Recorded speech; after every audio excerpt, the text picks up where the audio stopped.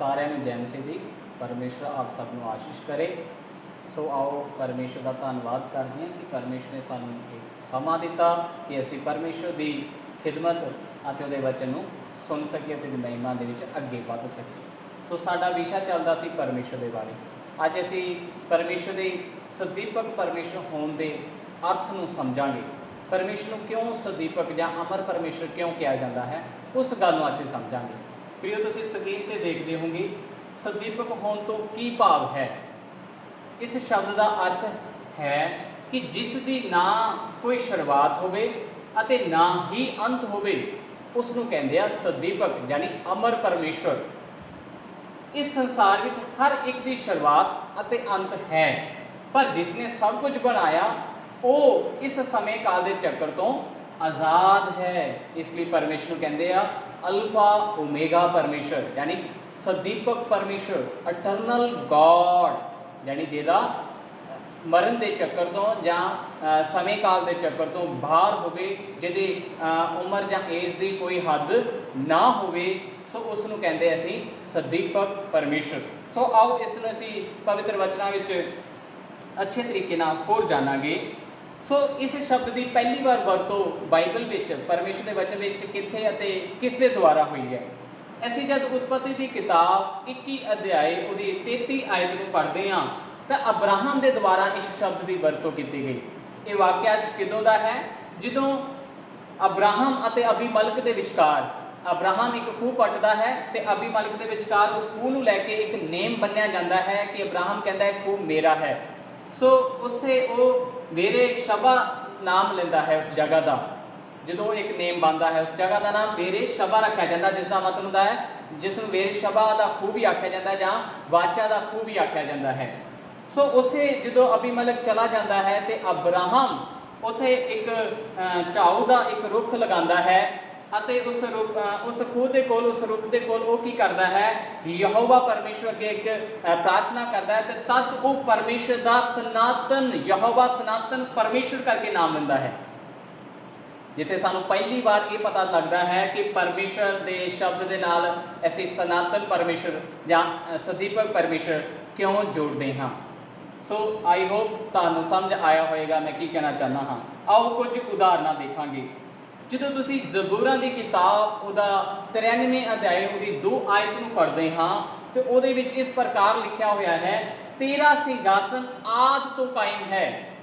यानी दाऊद परमेश्वर के विखे ते आखदा पिया कि परमेश्वर तेरा सिंघासन जिहड़ा वा आद मतलब शुरुआत तो ही कायम है अते अनादि काल तो तू ही है। इन्हां शब्दां दा मतलब की हुंदा अनादि काल, जदि कोई हद नहीं हैगी, मतलब उही शुरुआत अते उही अंत करता है। जबूर 102 विच होर इस नूं असीं अच्छे तरीके नाल जान सकते हाँ। सो की लिखा है जबूर 102 उहदी 12 आयत में जो असीं पढ़दे हां, हे यहोवा तू तां सदा तक विराजमान है। कित्थे? सिंघासन ते परमेश्वर सदा तक विराजमान है। इसे इन्हां शब्दां नूं ही असीं सदीपक परमेश्वर समझदे हां। 27 आयत में उहदी लिखा है अते तेरे बरे कदी नहीं मुक्कणगे। प्रियो तुहाडे और मेरे बरे मुक सकते हैं। संसार च हर एक आई हुई चीज़ का समा काल है, परंतु परमेश्वर समय काल तो बाहर है, इसलिए उसनों अमर या सदीपक परमेश्वर भी आखते हैं। सो जो इसे कूच की किताब उहदा 3 अध्याय उहदी 14 आयत विच देखते हाँ तो सानू होर भी अच्छे तरीके नाल पता लगता जो मूसा ते परमेश्वर का आपस में बातचीत होंदी है तो परमेश्वर मूसा नूं अपनी सेवकाई लई चुनदा है इजराइल लोगों को छुड़ाउण दे लई।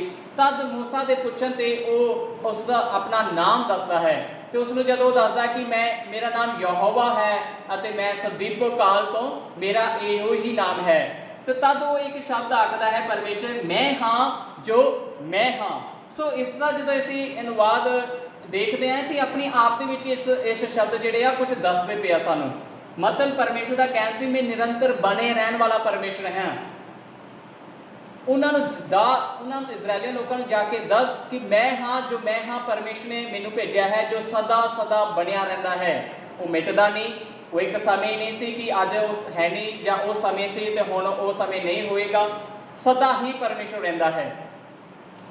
तद वो व्यवस्था 33 ਦੀ 27 ਵਿੱਚ ਪਰਮੇਸ਼ਰ ਦੇ ਬਾਰੇ ਬਹੁਤ ਅੱਛੇ ਤਰੀਕੇ ਨਾਲ ਜਦੋਂ ਉਹ ਇੱਥੇ ਜਾਣਦਾ ਹੈ, ਜਦੋਂ ਦਾ ਪਰਮੇਸ਼ਰ ਦਾ ਪਹਿਲੀ ਵਾਰ ਇਨਕਾਊਂਟਰ ਹੁੰਦਾ ਹੈ, ਮੁਲਾਕਾਤ ਹੁੰਦੀ ਹੈ, ਤਦ ਉਹ ਵਿਵਸਥਾ ਦੀ ਕਿਤਾਬ 33 ਦੀ 27 ਵਿੱਚ ਬਹੁਤ ਅੱਛਾ ਨਾਮ ਉਸ ਨੂੰ ਦਿੰਦਾ ਹੈ। ਕੀ ਦਿੰਦਾ ਹੈ?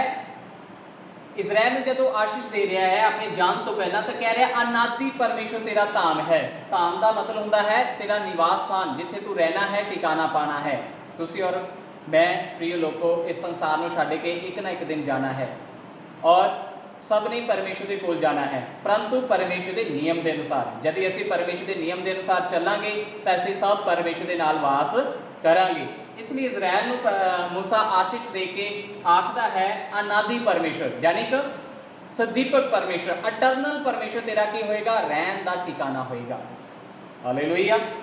सो आओ इस नूं अगे देखांगे। अद्भुत शब्द परमेश्वर लिए वरते गए हैं, बहुत अद्भुत। और पौलुस पहला तीमुथियुस 1:17 में इसनूं बहुत अच्छे तरीके नाल साडे मूहरे रखता है। सो उस विच ओह इन्हां शब्दां नूं इस्तेमाल करता है परमेश्वर लिए, जुगां दे महाराज। इसका मतलब होंदा है सनातन राज्य जिहदा होवे, यानी जुगां तो तू की करदा आ रहा? राज्य करदा आ रहा। और ज़बूरां विच एक जगह लिखा है तेरा यहोवा राज्य करदा है ते तेरा राज्य कदी ना मुकेगा। सो ये है परमेश्वर जिसने असीं सदीपक परमेश्वर करके जानते हाँ।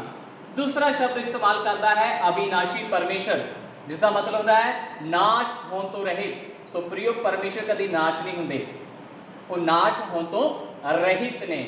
सो तीसरा शब्द इस्तेमाल करता है अलख परमेश्वर, जिसका मतलब होता है इनविजिबल गॉड, यानी पंजाबी विच ना दिसण वाला परमेश्वर, यानी कि वह सानू दिखता नहीं। क्यों? क्योंकि प्रयोग परमेश्वर आत्मा है।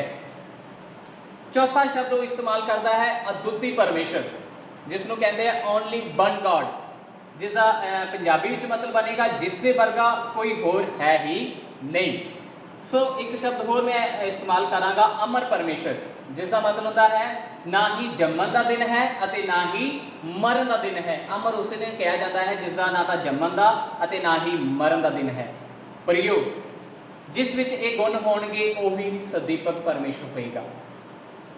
अज तुसी विचार करना है कि जब तुसी परमेश्वर की आस्था करते पे हो, परमेश्वर ते विश्वास करते पे हो, परमेश्वर के मगल चल रहे हो, अते वो परमेश्वर की ये गुण अपने विच रखता है। क्योंकि इस ये वीडियो जब असीं शुरू की सी, पहला 5 प्रश्नों के द्वारा शुरू की सी। हुण असीं पहुँचे हाँ परमेश्वर के गुणां दे अते सुभावां दे सुभाव दे उत्ते असीं जा रहे हैं। पहला असीं देखा सी कि उसनूं जीवित परमेश्वर कहते हैं, जिउंदा परमेश्वर। अज असीं देख रहे हैं उसनूं सदीपक परमेश्वर कहते हैं, जड़ी जिहड़ा सदा सदा सदा काल लई बनिया रहिंदा है।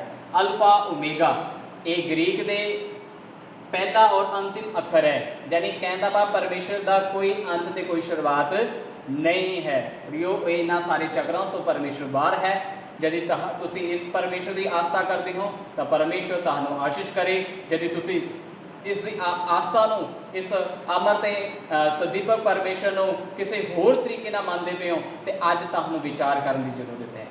प्रभु इन्हां वचनां दे द्वारा आप सब नूं आशीष करे। आमीन।